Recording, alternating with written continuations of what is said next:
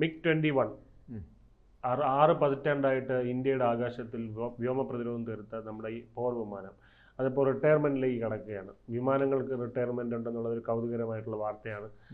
അപ്പോൾ ഇത് നമ്മുടെ സോവിയറ്റ് യൂണിയൻ അവിടെ നിർമ്മിച്ച വിമാനമായിരുന്നു. ഇത് അമേരിക്കയുടെ F-16 മല്ലിട്ടിട്ടുണ്ട്.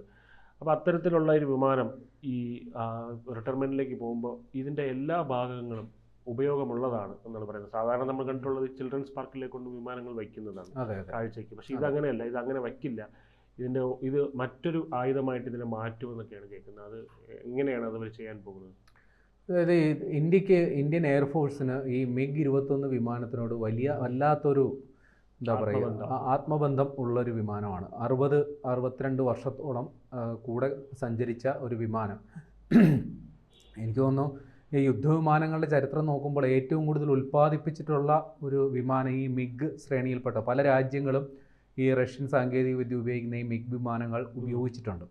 ഇന്ത്യയിൽ മാത്രം ഏതാണ്ട് 900-നടുത്ത് MiG വിമാനങ്ങൾ ഉണ്ടായിരുന്നു. ആദ്യഘട്ടത്തിലൊക്കെ ഈ സോവിയറ്റ് യൂണിയനിൽ നിന്ന് നേരിട്ട് നമ്മൾ ഇറക്കുമതി ചെയ്ത വിമാനങ്ങളായിരുന്നു. പിന്നീട് നമ്മൾ അവരുമായിട്ട് കരാറുണ്ടാക്കുകയും ഹിന്ദുസ്ഥാൻ എയറോനോട്ടിക്സ് ലിമിറ്റഡ് ഇത് ഇവിടെ അസംബിൾ ചെയ്യുകയും ചെയ്യുകയും ചെയ്യും. ഏറെക്കുറെ ഇവിടെ തന്നെയാണ് അവസാനവട്ട MiG വിമാനങ്ങളൊക്കെ നിർമ്മിച്ചത്.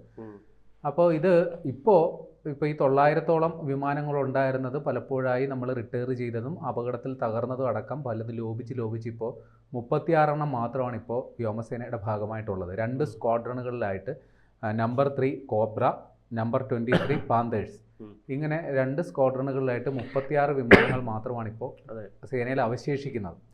അതിൽ ഏറ്റവും ഒടുവിൽ നടന്ന ഓപ്പറേഷൻ സിന്ദൂറിൽ പോലും ഈ MiG വിമാനങ്ങൾ നമ്മുടെ സേനയുടെ ഭാഗമായി പ്രവർത്തിച്ചിട്ടുണ്ട്. ആക്രമണത്തിന് പോയില്ലെങ്കിൽ പോലും ഈ നമ്മുടെ സുഖോയ് വിമാനങ്ങൾക്കും റഫേൽ വിമാനങ്ങൾക്കും കവചമൊരുക്കാനായിട്ട്, അതായത് ഈ കവർ ചെയ്യുക എന്ന് പറയും, അത്തരത്തിൽ നമ്മുടെ MiG വിമാനങ്ങൾ ഉപയോഗിച്ചിട്ടുണ്ട്. പക്ഷേ ഈ MiG വിമാനങ്ങൾ ഈ 60 വർഷത്തോളം കാലപ്പഴക്കം ഉള്ളതുകൊണ്ട് തന്നെ ഇതിൻ്റെ സാങ്കേതിക സംവിധാനങ്ങളൊക്കെ ഇപ്പോൾ കാലഹരണപ്പെട്ടതാണ്. ഒരുപാട് അപകടങ്ങൾ ഉണ്ടാക്കാനുള്ള സാധ്യതയുണ്ട്. അതേപോലെ ഇതിൻ്റെ മെയിൻ്റനൻസ്, ഇതിൻ്റെ അറ്റകുറ്റപ്പണി വളരെ ചിലവേറിയതായിട്ടുണ്ട്. കാരണം ഈ ടെക്നോളജി മാറിയതുകൊണ്ട് പഴയ സാങ്കേതിക വിദ്യയിലുള്ള സംഗതികളൊക്കെ മെയിൻറ്റെയിൻ ചെയ്തു പോകുക വലിയ പാടാണ്. അപ്പോൾ അതുകൊണ്ടാണ് നമ്മൾ ഇതിനെ പറക്കുന്ന ശവപ്പെട്ടി, പിന്നെ വിഡോ മേക്കർ.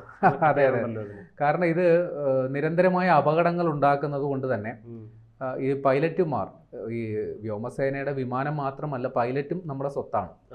അപ്പോൾ കാരണം വർഷങ്ങളോളം അവരിതിനു വേണ്ടി കഠിനാധ്വാനം ചെയ്തു അതിൻ്റെ പരിശീലന പറക്കലൊക്കെ നടത്തിയ ഒരു പൈലറ്റ്, അയാളുടെ ജീവൻ, അയാളുടെ അത്രയും വർഷത്തെ സർവീസ് ഒക്കെ വളരെ വിലപ്പെട്ടതാണ്. അപ്പോൾ അത്തരത്തിലുള്ള വളരെ അപകടങ്ങൾ ഉണ്ടാക്കുന്നത് കൊണ്ടാണ് ഇതിന് ഈ പറക്കുന്ന ശവപ്പെട്ടി എന്ന വിളിപ്പേര് ഇതിന് വന്നത്. അതുമാത്രമല്ല വിഡോ മേക്കർ എന്ന വിളിപ്പേരുമുണ്ട്, അതായത് വിധവകളെ സൃഷ്ടിക്കുന്ന വിമാനം. അതിൻ്റെ കാരണം ഇത് തന്നെയാണ്. അപ്പോൾ ഇത്തരത്തിൽ നിരന്തരം അപകടങ്ങൾ ഉണ്ടാക്കുന്നു. ഇതിൻ്റെ അറ്റകുറ്റപ്പണി ചിലവേറിയതാണ്. ഈ ഒരു സാഹചര്യത്തിലാണ് നമ്മളിതിനെ റിട്ടയർ ചെയ്യാനായിട്ട് നിർബന്ധിതരാകുന്നത്. ഇത് ഒരു 20-15 വർഷം മുമ്പ് ചെയ്യേണ്ട സംഗതിയാണ്. കാരണം ഇന്ത്യക്ക് വിമാനങ്ങളുടെ എണ്ണത്തിലുള്ള കുറവ് കൊണ്ട് നമ്മൾ ഇതിനെ മെയിൻറ്റെയിൻ ചെയ്തു പോയതാണ്. നമുക്ക് 80 കാലയളവിലാണ് ഇന്ത്യ തദ്ദേശീയമായി തേജസ് വിമാനങ്ങൾ നിർമ്മിക്കാനായിട്ടുള്ള പദ്ധതിയുമായി മുന്നോട്ട് പോയത്. പക്ഷേ അമേരിക്കയുടെ ചില കടുംപിടുത്തം, പ്രത്യേകിച്ച് പൊക്രാൻ ആണവ പരീക്ഷണത്തിൻ്റെ പശ്ചാത്തലത്തിൽ ഇന്ത്യക്കെതിരെയുള്ള ഉപരോധങ്ങളൊക്കെ പ്രഖ്യാപിച്ച സാഹചര്യത്തിൽ അമേരിക്കൻ സാങ്കേതിക വിദ്യ, അതായത് അമേരിക്കൻ എഞ്ചിനുകൾ നമുക്ക് വേണ്ടിയിരുന്നു. അത് കിട്ടാതിരുന്നുകൊണ്ടാണ് തേജസ് യുദ്ധവിമാനങ്ങളുടെ നിർമ്മാണം ഇത്രത്തോളം ഇഴഞ്ഞു നീങ്ങിയത്. ഇപ്പോൾ തേജസ് യുദ്ധവിമാനങ്ങൾ വരുന്നു എന്നുള്ള ഉറപ്പ് കിട്ടിയതോടുകൂടിയാണ് ഈ കാലഹരണപ്പെട്ട MiG വിമാനങ്ങൾ പിൻവലിക്കാൻ ഇന്ത്യ തീരുമാനിച്ചേക്കുന്നത്. അപ്പോഴും ഈ സാധാരണഗതിയിൽ ഇപ്പോൾ ഈ വരുന്ന 26-ാം തീയതി, സെപ്റ്റംബർ 26-ാം തീയതിയാണ് ഔദ്യോഗിക യാത്രയയപ്പ് ചടങ്ങൊക്കെ നിശ്ചയിച്ചിരിക്കുന്നത്. അപ്പോൾ അതിനുശേഷം രാജസ്ഥാനിലെ നാൽ എന്ന് പറയുന്ന എയർബേസിലോട്ടാണ് ഇതിനെ കൊണ്ടുപോവുക.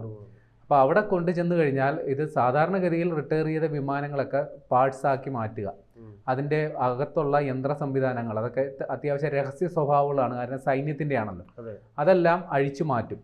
എന്നിട്ട് ഇതിൻ്റെ ആ ഒരു ഫ്യൂസലേജ് എന്ന് പറയാം, അതിൻ്റെ ബോഡി, അതും അത്യാവശ്യം കാണാൻ എന്തൊക്കെ ഉണ്ടാവുമോ അത് മാത്രം അവശേഷിപ്പിച്ച് ഇതൊരു പ്രദർശന വസ്തുവായിട്ട് യുദ്ധസ്മാരകങ്ങളിലോ പൊതു ഇടങ്ങളിലോ പാർക്കുകളിലോ അല്ലെങ്കിൽ എഞ്ചിനീയറിംഗ് കോളേജുകൾക്ക് പഠന ആവശ്യത്തിന് കൊടുക്കുക എന്നുള്ളതാണ് സാധാരണഗതിയിൽ ഒരു നടപടിക്രമം. നമ്മളിപ്പോൾ അത് പ്രദർശന വസ്തുവാക്കാൻ ആഗ്രഹിക്കുന്നുണ്ടെങ്കിൽ ഒരു അപേക്ഷ കൊടുത്താൽ മതി. വ്യക്തികൾക്കോ സ്ഥാപനങ്ങൾക്കോ സംഘടനകൾക്കോ കൊടുക്കാം. ആ അപേക്ഷ പരിഗണിച്ച് ഇവർക്ക് അതിനുള്ള അർഹതയുണ്ടെന്ന് കണ്ടെത്തിയാലാണ് ഈ വിമാനങ്ങൾ അവിടെ പ്രദർശിപ്പിക്കാനായിട്ട് വെച്ചു കൊടുക്കുക മാത്രമല്ല അത് അതേപോലെ പരിപാലിക്കുകയും വേണം. അത് നിർബന്ധമാണ്. കാരണം ഇത് ഇന്ത്യയുടെ അഭിമാനമായ ഒരു സംഗതിയാണല്ലോ. അപ്പോൾ നിലവിൽ അത്തരം ഒരു പരിപാടിക്ക് പോകുന്നതിന് ബദലായിട്ട് മറ്റൊരു സാധ്യതയെക്കുറിച്ചും നമ്മൾ അന്വേഷിക്കുന്നുണ്ട്. കാരണം ഈ മിഗ് എന്ന് പറയുന്നത് സൂപ്പർസോണിക് വിമാനങ്ങളുടെ ശ്രേണിയിൽപ്പെട്ടതാണ്. ഇന്ത്യയുടെ ആദ്യത്തെ സൂപ്പർസോണിക് വിമാനമാണ് മിഗ്. അപ്പോൾ അത്യാവശ്യം നല്ല വേഗതയുള്ള വിമാനമാണ്. അങ്ങനെയാണെങ്കിൽ ഈ റിട്ടയർ ചെയ്ത ഈ 36 വിമാനങ്ങളിൽ ചിലതെങ്കിലും ഡ്രോണുകളാക്കി മാറ്റാൻ പറ്റുമോ എന്നുള്ളതാണ് ആലോചിക്കുന്നത്.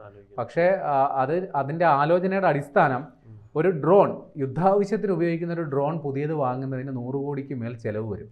ഈ റിട്ടയർ ചെയ്തൊരു വിമാനത്തെ ഡ്രോണാക്കി മാറ്റുന്നതിന് പരമാവധി 50 കോടി മുതൽ 100 കോടി വരെ ചിലവ് വരുള്ളൂ. അപ്പോൾ ചിലവ് നോക്കുമ്പോൾ ലാഭമാണ്. പുതിയതൊരു വാങ്ങുന്നതിൽ ഭേദമാണ് നമ്മുടെ കയ്യിലുള്ളത് നന്നാക്കി എടുക്കുക.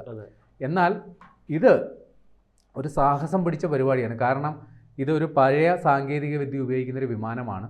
അതിനെ പുതിയ സാങ്കേതിക വിദ്യയിലോട്ട് മാറ്റേണ്ടി വരും. അതേപോലെ ഈ റിമോട്ട് കൺട്രോൾ സാങ്കേതിക പൈലറ്റ് ഉണ്ടാകില്ലല്ലോ. അപ്പോൾ റിമോട്ട് കൺട്രോൾ സാങ്കേതിക വിദ്യ ഉപയോഗിച്ചിട്ടായിരിക്കണം ഇതിന് പ്രവർത്തിപ്പിക്കേണ്ടത്.